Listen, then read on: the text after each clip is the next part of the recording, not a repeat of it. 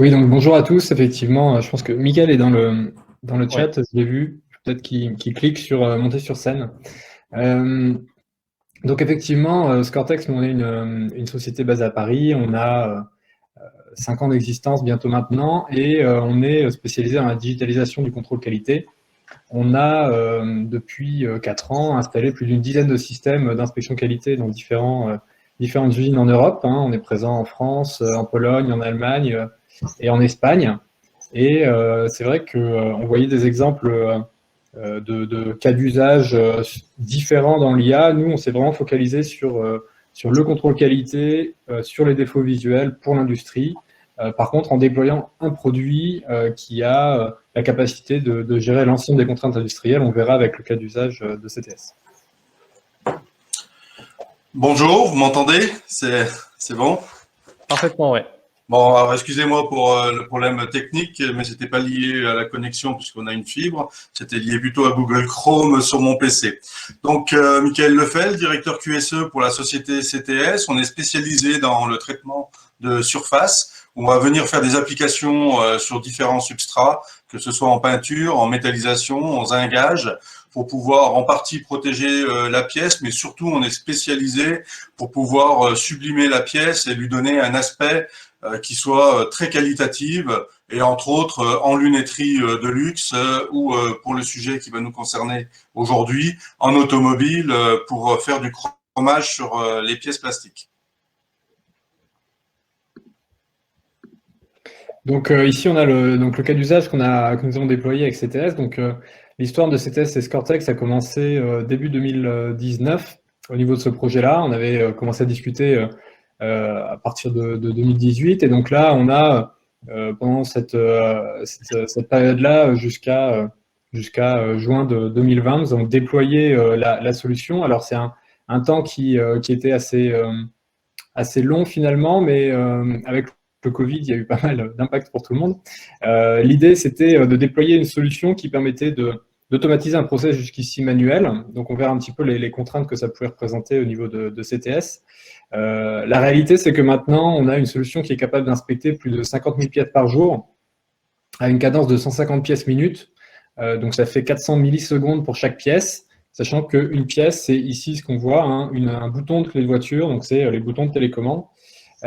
Et on vient détecter des défauts qui sont de l'ordre du dixième ou un petit peu en dessous sur ces pièces, mais particulièrement des défauts subjectifs, compliqués à automatiser avec des contraintes visuelles importantes, des défauts de brillance, des défauts de pollution, des défauts de tâches, des choses comme ça qui sont très difficiles à caractériser et pour lesquelles le deep learning, on a eu déjà toutes les explications à ce sujet-là, pour lesquelles le deep learning est particulièrement indiqué.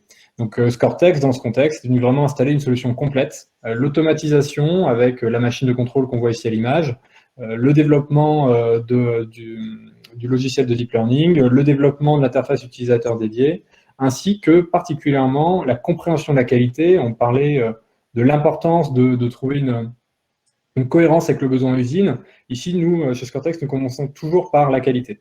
On analyse le besoin, on analyse les spécifications, on définit les objectifs de qualification et particulièrement les objectifs de création de données. Donc, quelles sont les données qu'on va mettre dans le système pour avoir des bonnes données en sortie et un bon algorithme. Et c'est tout ça qui fait le succès d'une solution. En passant sur la slide suivante, on va plus particulièrement regarder un petit peu quelles étaient les particularités du projet du point de vue de CTS et comment la solution a pu apporter sa valeur.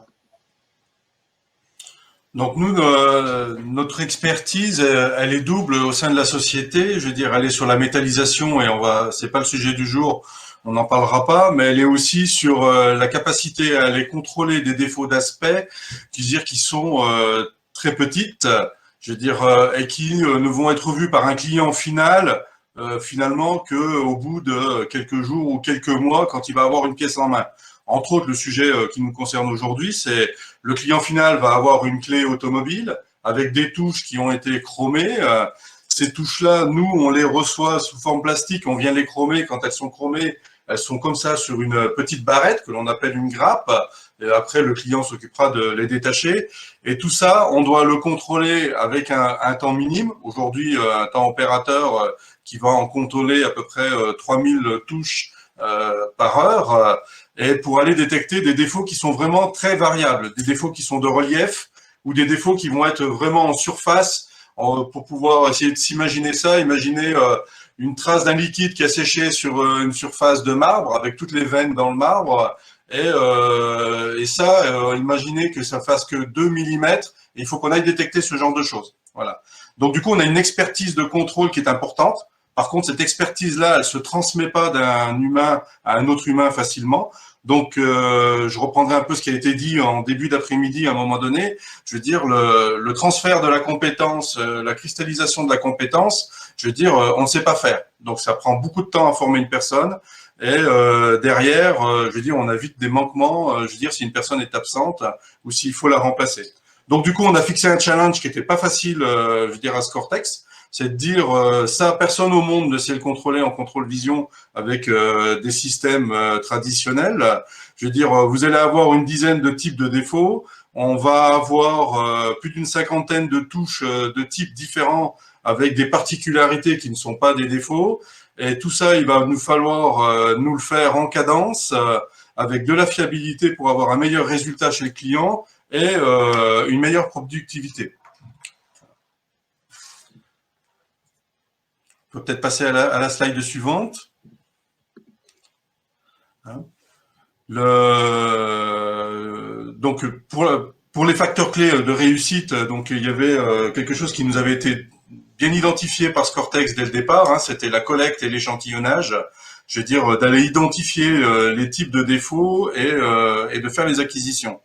Si je devais faire un focus aujourd'hui en tant qu'industriel, de faire cette expérience, d'aller développer ce contrôle vision, nous a appris sur notre propre métier de contrôle. Parce que collecter, ça, c'était pas la problématique. Échantillonner en identifiant bien les défauts pour leur donner la bonne caractéristique, ça n'a pas été ce qui était le plus simple.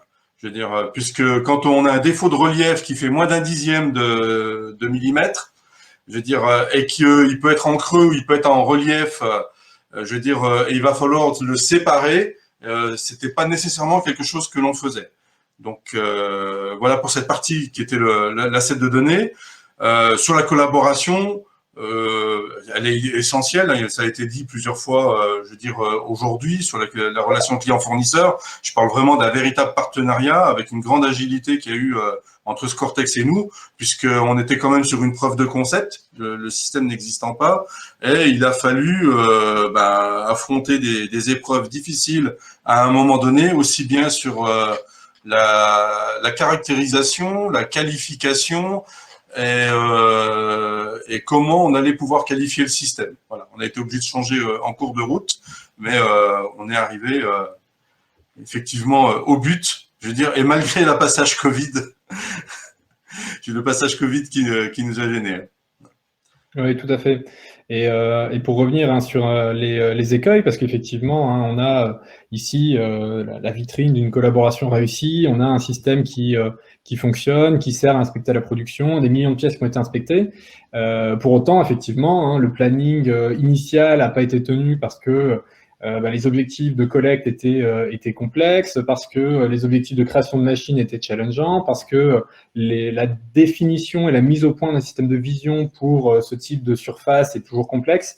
Donc tout ça fait partie en fait du projet d'innovation. Et quand on est sur un projet d'innovation, on a des particularités de planning. Et donc quand on dit éviter la relation client-fournisseur typique, les problématiques de planning tendent toujours les relations client-fournisseur. Il faut se dire les choses en face quand il y a des retards qui ne sont pas normaux par manque de priorisation. Et il faut aussi être capable d'absorber, de comprendre et d'être flexible sur des problématiques de planning qui sont propres à la conception et à la création d'une solution dédiée, innovante pour un produit. Et c'est vrai que ça, c'est quelque chose qui est très important et on le voit, nous, dans toutes nos industries. Ce que je vous propose maintenant, c'est de regarder une petite vidéo d'une minute qui a été réalisée à l'origine par CTS et sur laquelle on a mis ajouté 2-3 mots au niveau de Scortex et qui met bien en évidence la solution dans son contexte industriel. Alors, Donc, il n'y a pas de son, ne vous inquiétez pas. C'est parti. Voilà, on en profite pour montrer aussi la partie un petit peu industrielle où on part de la pièce plastique qui est montée sur des outillages, qui va subir différents dépôts. Vous avez vu le cuivre à un moment donné, l'aspect cuivré, pour ressortir chromé, hein.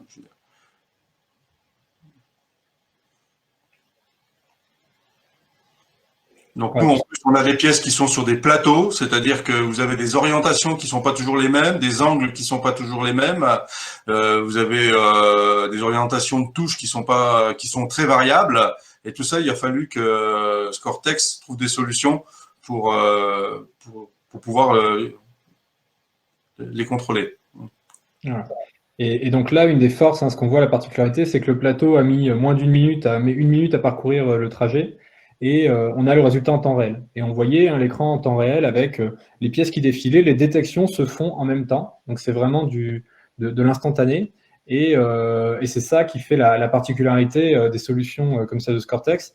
Il faut avoir les algorithmes qui soient capables de faire cette décision dans ce temps de traitement-là. Donc, ça demande des architectures complexes pour être capable d'arriver à la performance de détection. On parlait hein, des 90% de détection, etc. Ça fait partie des indicateurs de qualification, mais pas uniquement pour des systèmes de contrôle qualité. Mais c'est vrai que derrière, il faut aussi la capacité de calcul. Et on parlait de edge computing. On a aussi, nous, dans notre solution, hein, la nécessité d'installer des solutions de traitement local pour la donnée. Et la solution qui est installée ici sur la machine de CTS, on traite 9 gigas de données par seconde. Il faut se représenter, hein, c'est l'équivalent de 3 films HD qui passent chaque seconde entre la caméra et le système et sur lequel on prend des décisions. Pour chacun des plateaux, il y a des centaines d'images et on prend les décisions sur l'ensemble de ces images pour prendre une décision qualité. Et c'est la même chose pour l'ensemble des applications qu'on va venir déployer.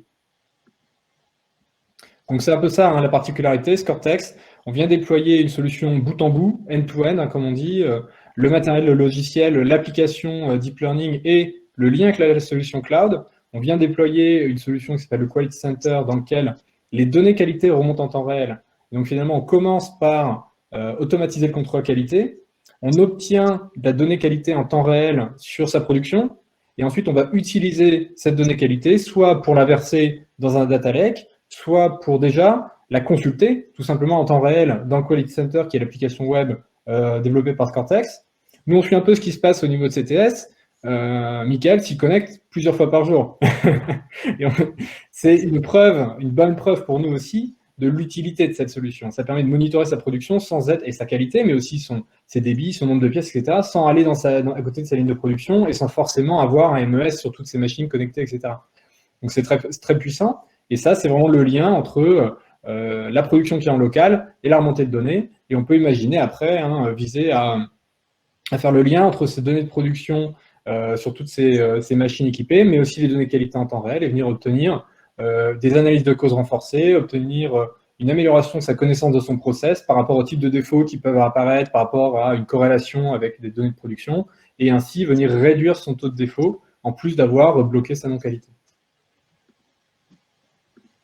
Donc c'est ça, notre vision, c'est de permettre aux industriels de reprendre le contrôle de leur production en prenant des décisions fiables et efficaces à l'aide de données qualité en temps réel. Et c'est vraiment ça qui est important. Alors nous, notre objectif, du coup, il a été atteint puisque c'était d'avoir une performance au niveau du contrôle, je veux dire, de telle façon à atteindre les objectifs que le client nous fixait en termes de ppm de pièces, je veux dire, qui pouvaient présenter une particularité considérée comme anomalie. Hein. Les pièces, les ppm, c'est les pièces par million. Je veux dire, donc on a une satisfaction client aujourd'hui qui est bonne. Derrière, c'était d'obtenir de la productivité, de la qualité pour aller chercher d'autres clients. Je veux dire, déjà dans le même domaine où on est aujourd'hui, qui est l'automobile, donc c'est d'aller voir des nouveaux clients. Et on a déjà des visites, ils ont été très intéressés par l'innovation que l'on a apportée, très étonnés déjà dans un premier temps. Je veux dire, les retours sont quand même très positifs. Et le troisième point, c'était cette solution innovante qui nous permettait d'aller commencer à frapper aux portes de clients dans d'autres marchés qui sont comme le marché du luxe en cosmétique, où il y a déjà des acteurs sur le terrain.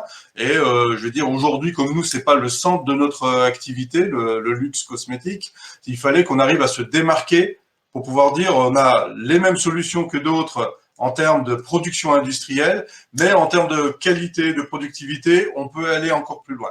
Voilà. Et ces 3 points ont été atteints, je veux dire, pour le bien de CTS et puis du partenariat avec Scortex. Voilà, donc n'hésitez pas à prendre contact avec nous. On sera présent effectivement derrière dans la session de discussion pour répondre aux questions, ou même maintenant si on a quelques minutes. Justement, on va en profiter. On a une première question. En quoi est-ce une technologie de deep learning plutôt que machine learning? Alors, une question plus technique. Alors, vous voyez un exemple précédemment au niveau de la définition de deep learning. On voyait ce schéma avec plusieurs colonnes avec différentes bulles. En fait, deep learning, c'est profond, c'est réseau profond. Donc, un réseau de machine learning, on va avoir, entre guillemets, un étage de prise de décision. Et sur le deep learning, on va avoir plusieurs étages de prise de décision. Et donc, c'est vrai que c'est ça qui demande de la puissance de calcul supplémentaire et qui a été rendu possible ces dernières années avec l'évolution des équipements. Finalement, ça revient à mettre plusieurs étages de machine learning à la suite pour réaliser des opérations plus complexes en termes de prise de décision. Merci beaucoup. En tout cas, on voit que c'est un projet qui constitue un vrai levier de développement pour l'entreprise, qui lui permet à la fois d'améliorer ses process, mais également de pouvoir aller chercher des nouveaux marchés. Donc, merci beaucoup pour ce témoignage. Merci messieurs. Donc, voilà pour notre dernier témoignage de l'après-midi.